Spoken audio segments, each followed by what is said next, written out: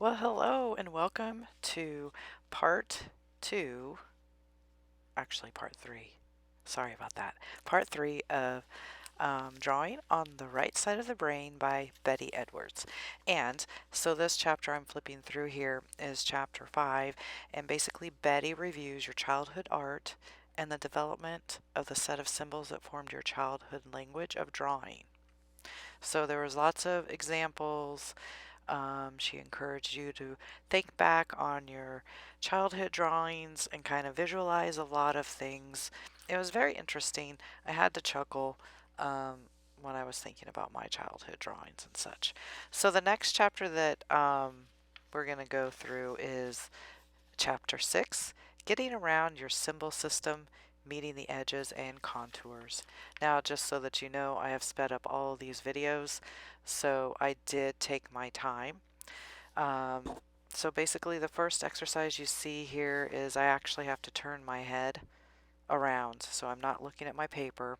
I think I showed you the drawing there, and actually draw my hand without looking. And boy, I'll tell you what, my left side of my brain fought because I was like very worried that it wasn't going to look right, and I was very worried that my lines weren't connect, and I was very worried that it was just going to be a mess. But then I was like, no, let's just slow down. And for myself here, I did this pretty fast. I think you were supposed to take like 10 to 15 minutes, but my brain just wanted to get through it because it didn't like it. So basically, it's an exercise in edges to firmly set your mind the concept of unified shapes and spaces that share edges. Do the following exercises in imagining and seeing the edge. So Betty says to see in your mind's eye a disassembled child's jigsaw puzzle of 6 or 8 painted pieces. The pieces will go together to form a picture of a sailboat on a lake. Imagine the jigsaw pieces are shaped like the forms, a single white piece of the sails, a red piece of the boat, etc. And then she goes on to say, now assemble the pieces in your imagination. She also says the shared edges form contour lines of the pieces, like the spaces sky and water and shapes, boat, sail, land, etc. And these fit together to form a whole puzzle. So this is the next one where I made sure I did it much slower because I sped through this and I was determined to make it better than the last one. So you'll see me, um, even though I sped up the video, I did this much slower, probably about 5 minutes.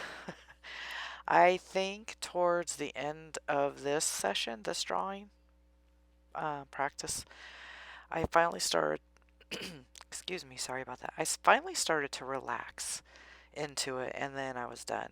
So Betty recommends that when you're doing this, to direct your eyes at one specific edge anywhere on your hand and imagine your eye that imagined your mind's eye that you were drawing that edge as a single, slow, exact line on a piece of paper. As your eyes move slowly along the edge, imagine you can simultaneously see the line being drawn as though by some magical recording device. Well, my brain would not slow down.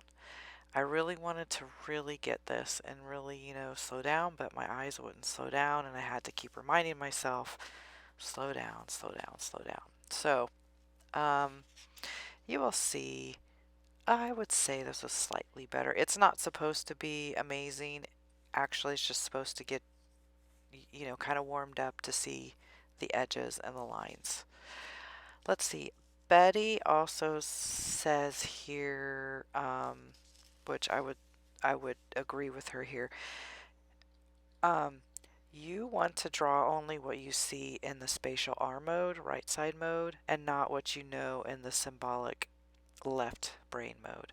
Turning all the way around is necessary because the impulse to look at the drawing is almost as overwhelming at first. And if you draw in the normal position, you're going to say, I won't look, but you will look. So this was very, very awesome. But on one hand, but then it was cringe on the other hand. Obviously, you're not supposed to look at the paper and continue on. And she does, Betty asks us to think back how you felt at the beginning of the contour drawing compared to how you felt later. I will tell you in advance, I finally, by the end of the last practice exercise, I finally felt like I was relaxing into this mode, um, because I do have previous art class experience in drawing methods. This method I wasn't familiar with, and so I did struggle, and it was interesting. And I will be honest, I did struggle to finish these because I was like, oh, I want to do this because I want to get better, but ugh, I don't really want to do this because I don't want to draw my hands. But the fight.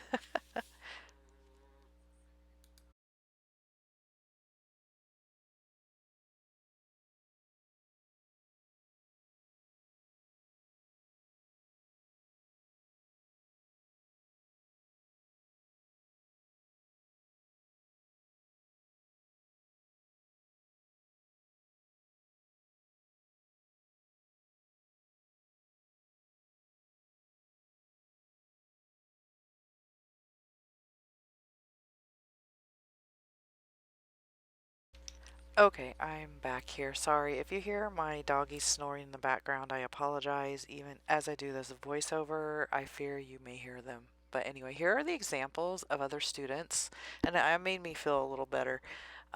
Betty did say on some of these examples that I'm going to show you, um, these students' examples are of students that have drawing experience before. So just keep that in mind when you see the following examples in the next few drawings. So now we are moving on to, what is it called? Modified contour drawing. So basically we are going to, and as you see I was trying to, looks so funny. You're actually going to draw your hand in front of yourself. Excuse me for a minute. Okay, and you're going to tape your paper down because that really helps. You're also going to try and form your hand in a complicated position. I kind of was laughing at myself because I didn't really know what to do. But complicated, but something that you can hold for a while. Um, and you're going to gaze at your hand in preparation to draw, and this will start the cognitive shift to R mode processing. Now, as I started, because I don't have a lot of drawing experience when in regards to drawing hands, I already had set up for failure in my head that this is going to turn out really bad. But then I shut it off and I just started looking at the lines. Even though this is sped up, I did this one took me probably about 15 minutes, which in my head I thought was too fast. But when I look at the video, it was actually a 15-minute drawing. Anyway, I was deciding I was gonna just override that thought. I slowed down and I just started looking at the lines. Betty also states, as your eyes move slowly along the contour, your pencil draws the contour on the paper at the same slow speed. Move from contour to adjacent contour. Do not draw a complete outline and then try to draw the interior forms. I was very happy with that, um, because I thought if you're slowing down and looking at the lines and you have to do the contour way, how are we gonna? I don't know. My brain was just having inner dialogue, so I was very happy that we didn't have to do that.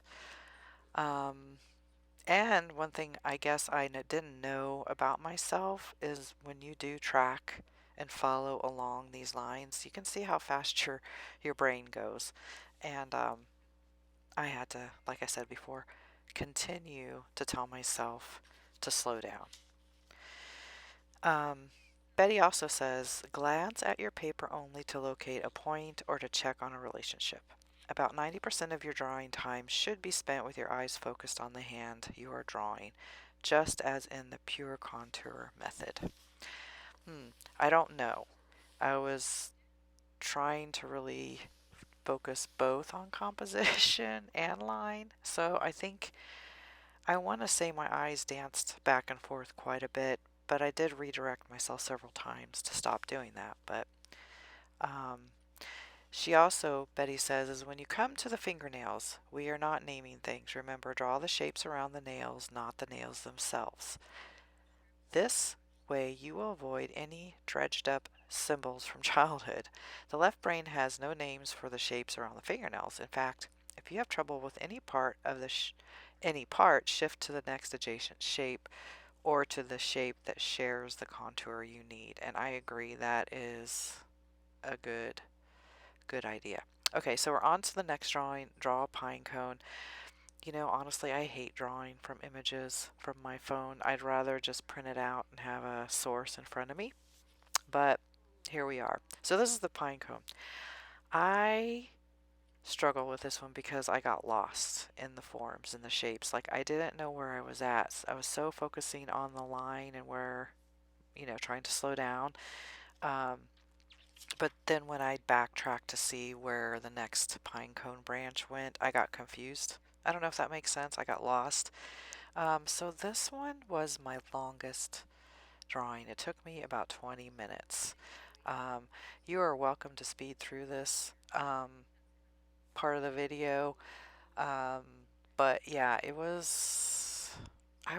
really wanted to draw it well, but then again, I did not enjoy the process. But then after the final picture wasn't too bad, I must say. So I am going to um, pause for a moment. You can either fast forward and see the end result here, or you can watch. You might probably be able to tell where I got lost, trying to figure out where everything was. So I will check in with you in a few minutes.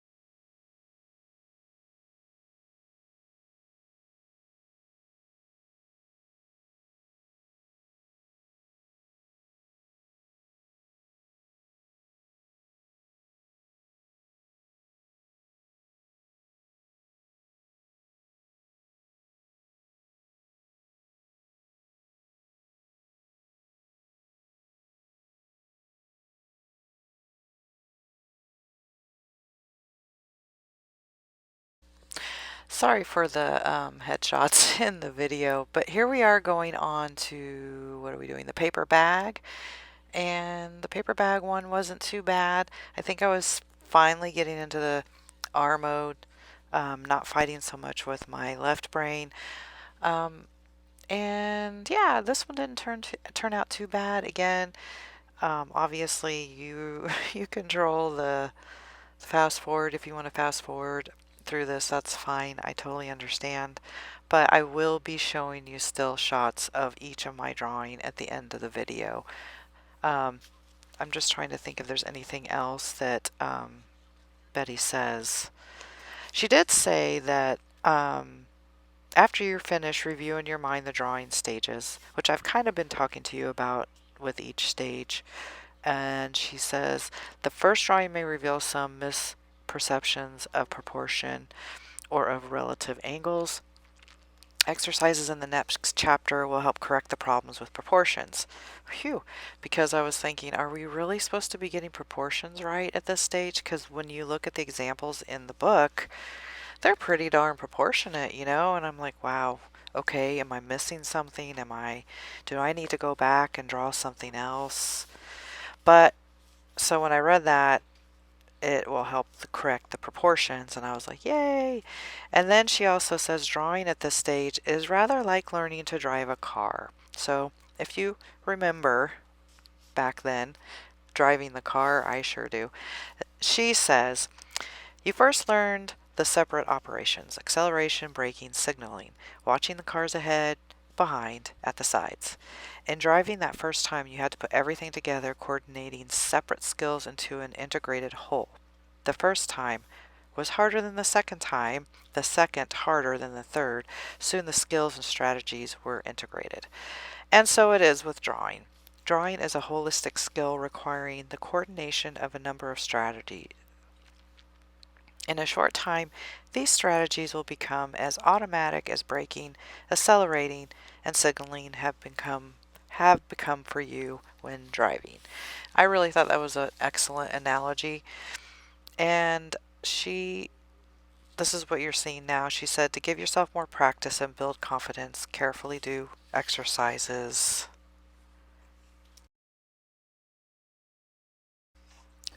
Okay, so I was here doing exercises on page 95, 6D to 6G, and they were just extra drawing exercises here. So that would have been let me get to that. The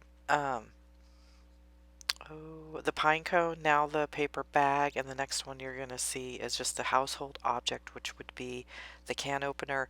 And then the last one would be do a picture of your own foot, and I did one because it's winter and I have my slippers on. So those are going to be the next drawings you see in fast mode.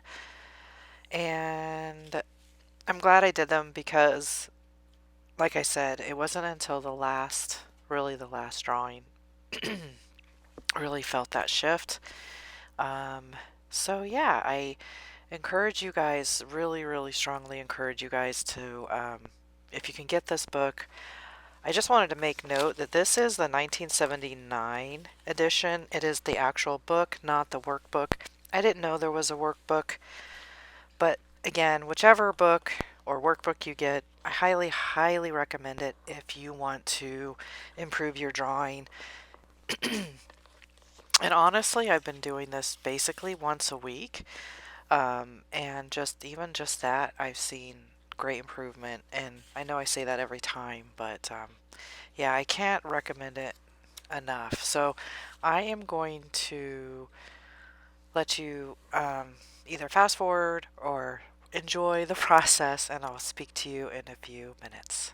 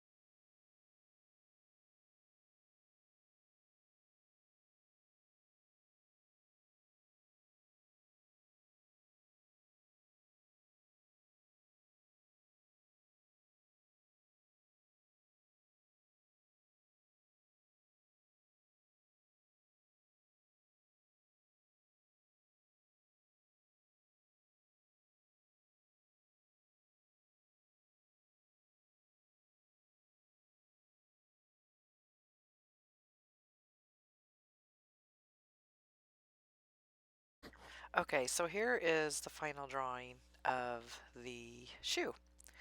I hope you guys enjoyed this, and I hope you come back for part 3. No, this is part 4.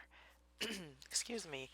We'll be going over chapter 7, which is perceiving the shape of a space, the positive aspects of negative space. So, see you next week on the next series. Leave a comment below. Let me know if you're going to do this, if you find this helpful, or just if you just want to say hi. I'd love to chat with you. You take care now, guys. Love you and see you in the next one. Bye.